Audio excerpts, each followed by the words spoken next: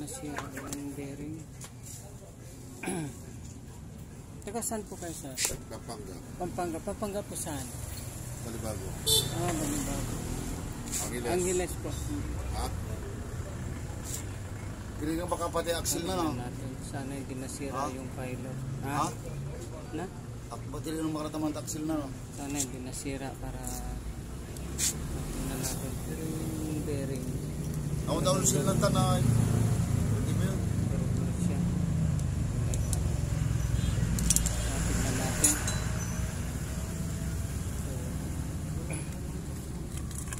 Hindi ko napag-iwala yun para hindi na mailan ng cylinder head.